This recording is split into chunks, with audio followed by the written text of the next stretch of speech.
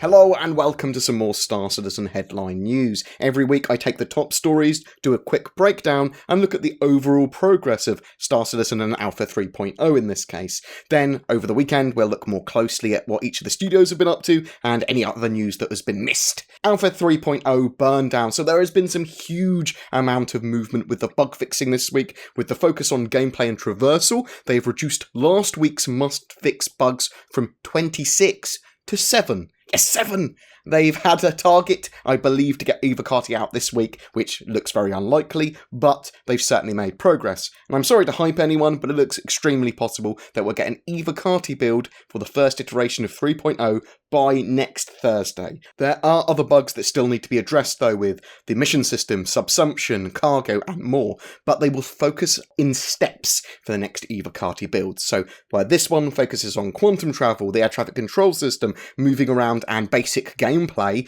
I expect the next Evocati build to address cargo or another mechanic like that, and then they'll fix anything that was found in the first traversal and gameplay kind of first iteration patch, as well as the must-fix issues for cargo. Then they'll get another Evocati patch out. I hope this actually becomes the norm with all future patch iterations as well, because this step process means that people and players get to play the game earlier and they get to be utilised. Evocati, they're basically volunteer QAs, and we'll do a whole video on Evocati and the test process, because I can probably talk about a reasonable amount of what Evocati do now without giving anything away from actual patches. Meetings at Turbulent. So there have been some player relations summits at Turbulent this week, discussing the website revamp, the new vehicles and ship stats page, the Delta Patcher, and Spectrum as well. So the Delta Patcher is coming with Alpha 3.0, allowing for some much needed accessibility to those with download limits or slower connections, and people that just don't want to have to constantly download large patches.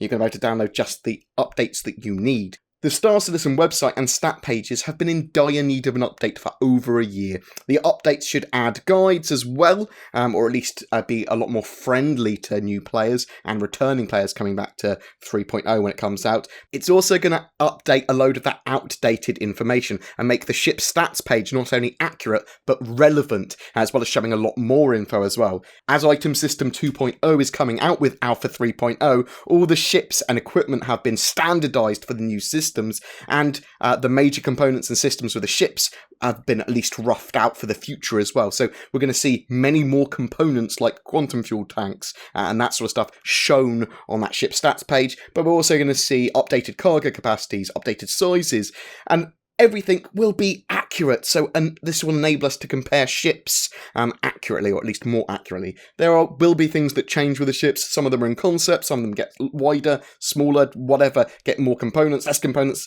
So these stats may change, but we will have the latest information available to us now, and they will be updated accordingly as and when we know more.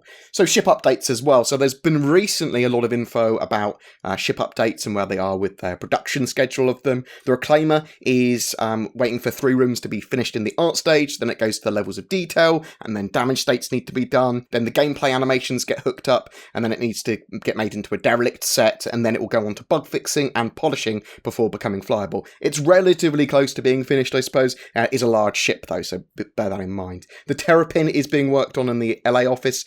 It's made great progress apparently. The Cutlass Red and Blue are being worked on. Once those have been finished, and the assets that were creating them will be moved onto the Constellation Phoenix.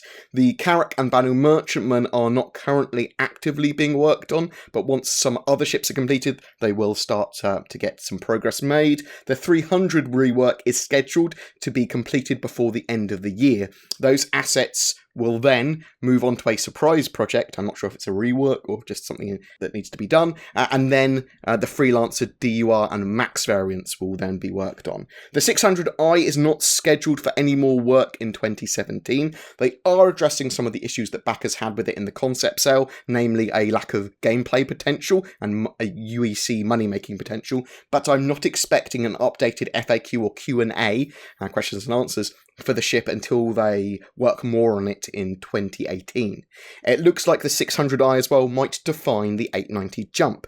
They want to build out the smaller Origin ships first before moving on to the 890, so expect to see the 300 rework, the X1 open canopy bike, and probably the 600i, and probably in that order before we actually see that 890 jump.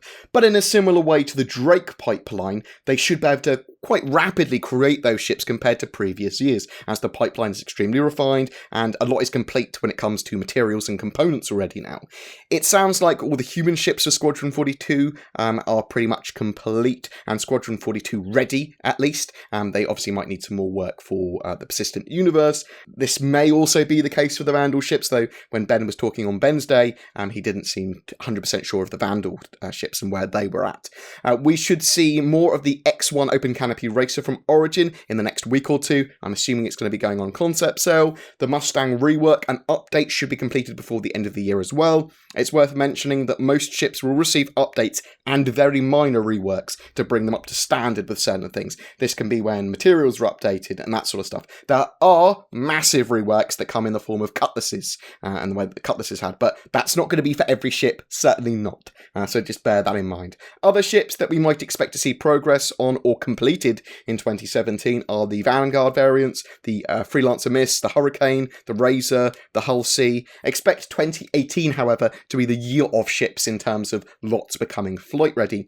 And I suppose the year of mechanics as well. We're going to see a lot of gameplay mechanics in 2018, but we'll talk more about that once we know more. Every month we give away a ship for September. It's a Nox Q. All you need to do is be subscribed to my YouTube channel and comment on any of my Star Citizen content during the month. Do you have any questions about the news, about Alpha 3.0, or about Star Citizen's development in general? A special thank you to my Patreons who allow me to create the amount of content I do. If you're interested in becoming one of them, there is the link to Patreon below, as well as everything else we've talked about.